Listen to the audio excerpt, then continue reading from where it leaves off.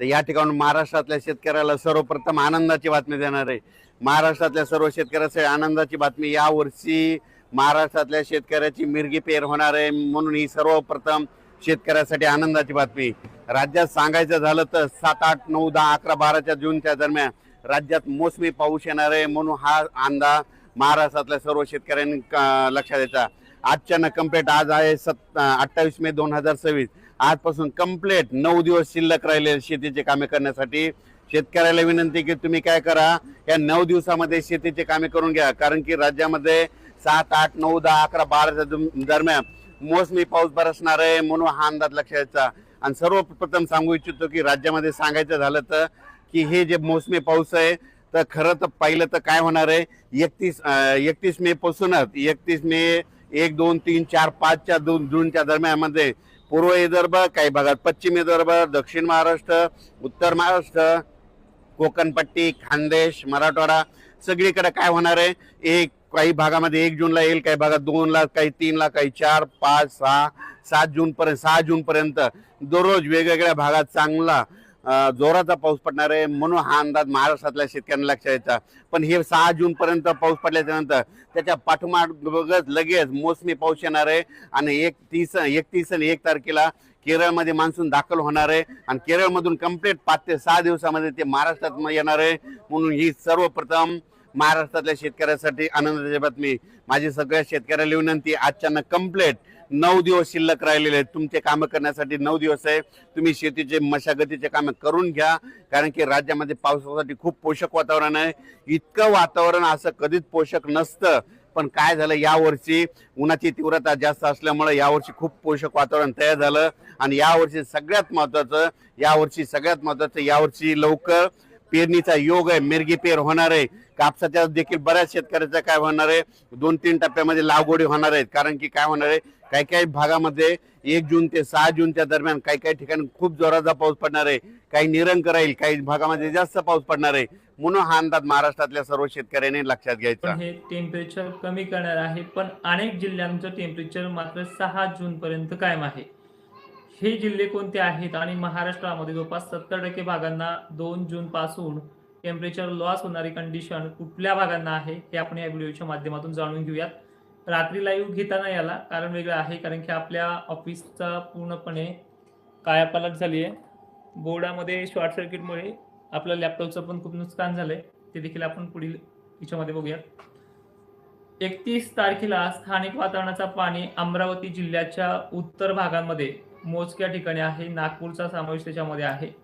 याच 31 मेला जबलपूर, भोपाळ, इंदोर त्याचबरोबर उत्तरेकडील एमपीच्या सर्व भागांना अवकाळी मेघगर्जना ही होणार आहे, हा एमपीचा मेसेज होता।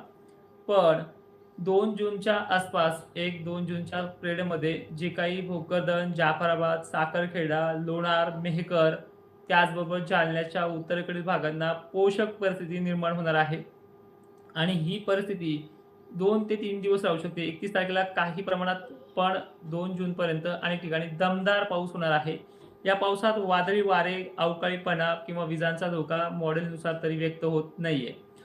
परिस्थिती मान्सून बाबत जर बघायला गेली तर 30 तारखेपासून पश्चिम आणि पूर्व वारे मान्सून टाईपच वाहतील, पण याला मान्सून म्हणून घोषित करता येत नाही, कारण की मान्सून अजूनही केरळपर्यंत रखडलेला आहे। कोणत्याही क्षणी केरळात दाखल झाला अशी बातमी आज संध्याकाळपर्यंत येऊ शकते, कारण की ती शासनाचं काम आहे, ते आपण घोषित करू शकत नाहीये। मात्र 1 जूनला आणि 2 जूनला असा आउटलुक होणार आहे, असं पूर्ण इंटरफेस महाराष्ट्राचा होणार आहे की 2 जूनचा जो काही पाणी असेल तो अकोला आणि बुलढाण्याच्या बऱ्हामपूरकडील साईडमध्ये, जो काही मलकापूर असेल, ज्या भागांना आतापर्यंत थेंबही नाही पडलेला अशा भागांना, भुसावळ साईडच्या उत्तर भागामध्ये पण वारे सुद्धा थंड आणि टेम्परेचर चांगल्याच पद्धतीनं 4 ते 5 अंश सेल्सिअसने कमी करणारी जी काही कंडिशन असेल। बरं ठीक आहे, 2 जूनचा पाणी कुठे कुठे आहे पहिले आपण याच्याकडे लक्ष देऊयात। कमी प्रमाणात पण एक मान्सूनचे काळभोर असल्यासारखे आणि एक मध्यम स्वरूपाचा पाणी होणार कारंजा, लाड, यवतमाळ, पुसद, डिग्रज, हिंगोली, यवतमाळ, हिमायतनगर, हिंगणघाट, वर्धा, अमरावती, तुमसार परिसर, गोंदिया, नागपूर, भंडारा या भागामध्ये छत्रपती संभाजीनगरच्या कन्नडकडील बाजूंना याची व्याप्ती मोठी नाहीये, पण अनेक ठिकाणी ह्या धारा उतरतील। आणि मिरची उत्पादकांना, उन्हाळी पीक उत्पादकांना 2 जून पासून टेम्परेचर लॉस चांगल्या पद्धतीनं आणि मान्सूनचे वारे. मी तर एवढं म्हणेन हे जे वातावरण आहे हे मान्सूनचंच आहे की काय असा फील तुम्हाला त्या दिवशी जाणवू लागेल. म्हणजे मेघगर्जना, गरमाट, वादळी वारे, अवकाळीची कंडिशन ही 2 जून पासून नाहीये. पण अशा प्रकारचं वातावरण आहे. परभणी जिल्ह्यातील उत्तरेकडील भागांना जिंतूर, हिंगोलीचे सुद्धा वसमत वगैरे पट्टे, कळमनुरी पट्टे, रिसोड पट्ट्यांना सुद्धा याच 2 जूनला रिमझिम पाण्याचा शितकारा हे पाहायला मिळणार आहे.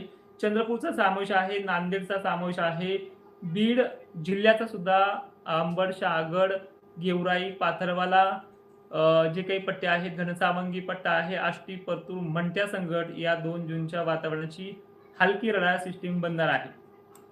पुणे परिसरात वाऱ्याचा जोर जास्त राहील ह्या 2 जूनला, कारण की तळ कोकणापर्यंत सिस्टम मोठ्या प्रमाणामध्ये हजेरी लावणार आहे. सांगलीसाठी गुड न्यूज नाहीये, मात्र सांगलीच्या अनेक भागांमध्ये या हलक्या शुल्क याच्यावरती पेरणी होईल अशी कंडिशन नाहीये.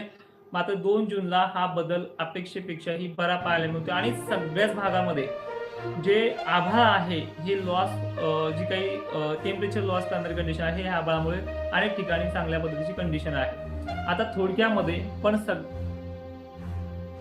सगळ्या जिल्ह्यांमध्ये ही परिस्थिती कशी राहील हे पाहूयात. खानदेशच्या बाबतीत बोलायचं झालं तर खानदेशला दिलासादायक वातावरण जे आहे 2 तारखेपासून होते आणि विषय महत्वाचा आहे याच्यामध्ये की तुमच्या भागामध्ये आतापर्यंत नुसता गरमाटीचा कहर आणि ढगाचा चिट्टा पण नाहीये, काही भाग जर वगळले तर याच 2 तारखेला हा बदल होतोय आणि हा बदल कदाचित तुम्हाला मान्सूनचा वाटू लागेल, पण हा मान्सूनचा नाहीये. मान्सून पूर्व वातावरण जेव्हा बनते, अवकाळी नंतर आणि मान्सून येण्याच्या अगोदर 4 दिवस जे वातावरण बनते ते वातावरण अपेक्षापेक्षाही बऱ्यापैकी पाहायला मिळते. छत्रपती संभाजीनगरमध्ये हा पाऊस असेल, अहिल्यानगर, बीड, लातूर, नांदेड पट्टे, पण उत्तर विदर्भामध्ये, पूर्व विदर्भामध्ये याचा दिलासा चांगला राहील. 2 जून ही तारीख आहे. मग हा बदल 31 तारखेपासून 31 मे पासून कुठे कुठे होऊ शकतो हे देखील पाहून घेऊया. छत्रपती संभाजीनगर, बीड जिल्हा, सोलापूर, तुळजापूर ठिकाणी हा असा बदल आहे. भोकरदन ह्या प्रभागामध्ये देखील ह्या दिवशी 31 मेला दिलासादायक बदल पाहायला मिळेल. 1 तारखेपासून हा बदल थोडा दुप्पट वाढू लागेल आणि 2 जूनला याची दिलासादायक गुड न्यूज तुम्हाला पाहायला मिळेल. पाऊस मोठा नाहीये, पण अनेक लोकांना याची व्याप्ती 40% आहे. अनेक लोकांना याचे धारा वगैरे सर्वशाम पाडल्यासारख्या वाटतील, याच्यामध्ये अशी कंडिशन आहे.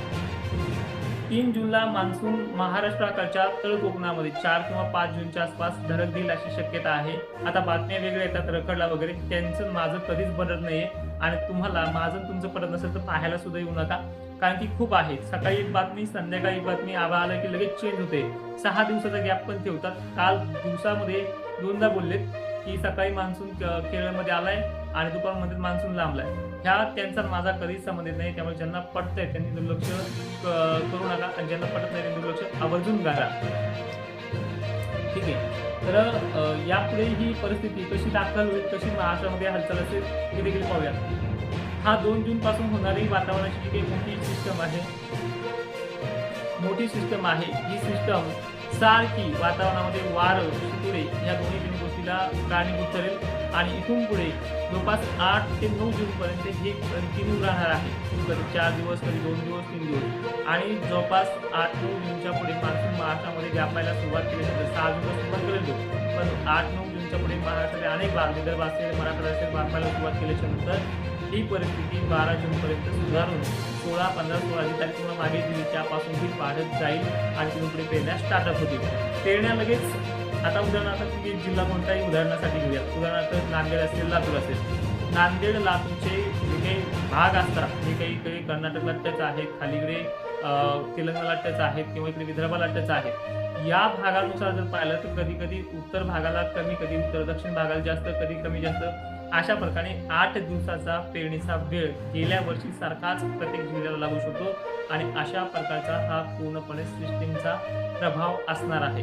एकंदरीत चित्र आपण पाहिलं तर हे सुधारत जाणार आहे आणि मान्सून बाबत पोषक परिस्थिती अजूनही कायम राहील अशी शक्यता आहे.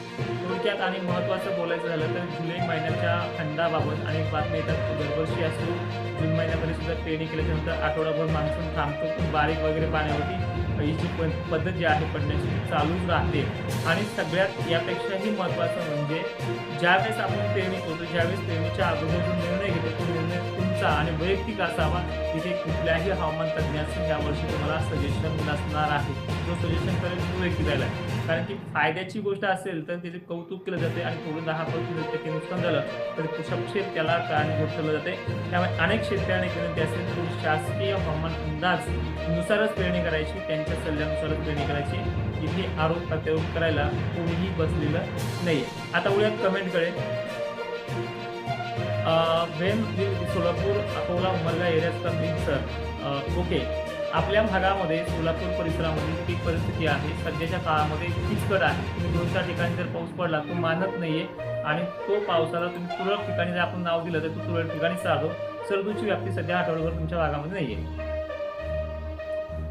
Where is the rain in Mahur area. तुम्ही इंग्रजीमध्ये टाकताय का ट्रान्सलेट होऊन यायला मला हेच कळणार. तर माहूर परिसरामध्ये जी काही परिस्थिती उद्भवणार आहे ती जवळपास 2 जूनला सक्रिय असणार आहे. 2 जूनला आपल्या भागामध्ये माहूरगड परिसरात पाणी असेल. Will is there the rain stable for the will June sir showing June. Okay, तुम्ही मराठीमध्ये लिहिला, मला इंग्रजी जास्त जमत नाहीये. चालेल, तर थोडक्यामध्ये आणखी सांगेन 2 जूनला अकोला, अमरावती, नागपूर, चंद्रपूर, वाशिम जिल्हा, यवतमाळ परिसर, छत्रपती संभाजीनगर, जालना, उत्तरेकडील भाग, जालना पूर्वेकडील भाग, अहिल्यानगर पूर्वेकडील पैठण, गंगापूर हे देखील भाग आहेत. त्याचबरोबर पंढरपूर एरियात थोड्या प्रमाणामध्ये आणि नांदेडच्या उत्तरेकडील भागांमध्ये पूर्व भागाकडे वातावरण सिस्टम 2 जूनला सक्रिय होते. त्या अगोदर देखील सिस्टम चांगली आहे, पण छत्रपती संभाजीनगरच्या सिल्लोड भागामध्ये जे आतापर्यंत घडलं नाही ते घडण्याची शक्यता आहे आणि भूप्रदन त्या प्रभातकरांना पुन्हा एकदा भाग वाढून येणार त्यावेळेस अशी व्याप्ती राहणार आहे. जय शिवराय, धन्यवाद. आणि खानदेशबाबत सांगायचं म्हटलं तर खानदेशला सुद्धा दिलासादायक वातावरण 2 जून असेल, पण हा पेरणीच्या योग्यतेचा पाणी नाही आहे. आणि विशेष महत्त्व म्हणजे आणखी बऱ्याच जणांना मान्सूनच्या लॉंग टर्म अंदाजाची आवश्यकता वाटते. तर लक्षात घ्या की जून जुलै मिडियम रेंजमध्ये वर्कआउट करणारा मान्सून ऑगस्टमध्ये 20-25 दिवसाचा खंडही घेऊ शकतो आणि त्यानंतर रिटर्न मान्सून गेल्या वर्षीच्या पावसाची बरोबरी करणारा जवळपास महाराष्ट्रामध्ये 22 जिल्ह्यांचा रडार आहे. 22 जिल्ह्यांना गेल्या वर्षी इतकाच मान्सून पडेल. दुष्काळ परिस्थिती खरं तर नाहीच, पण ठीक आहे, माध्यमांनी व्यक्त केलंय आणि अजूनही हे आपला एक तोंडी बोलताय की त्यांच्यावर आम्हाला भरोसा नाही, एक तोंडी म्हणतात त्यांनी असं सांगितलं, तू कसं सांगतोय. माझा रात्रंदिवस या गोष्टीमध्ये अभ्यास चालू आहे की यामध्ये अशा प्रकारचा रिटर्न मान्सून सुद्धा पडणार आहे आणि एका रात्रीमध्ये कसं पाणी विहिरीला येतं हे भोकरदननी जाफराबादनी काही मोजक्या गावांनी का होईना पाहिलंय. तर जय शिवराय, धन्यवाद. मुंबईच्या बाबतीत एक दोघं जण विचारतायत. मुंबईला सुद्धा आता आहे बघा 2 जून पासून ज्यावेळेस ही सिस्टम सक्रिय होईल ना त्यावेळेस 4, 5, 6, 7, 8 जून पर्यंत मुंबईची तुंबई केल्याशिवाय राहणार नाही अशी परिस्थिती सुद्धा आहे. जय शिवराय, धन्यवाद. ठेवतो. बोलूयात पुन्हा संध्याकाळच्या अपडेटमध्ये.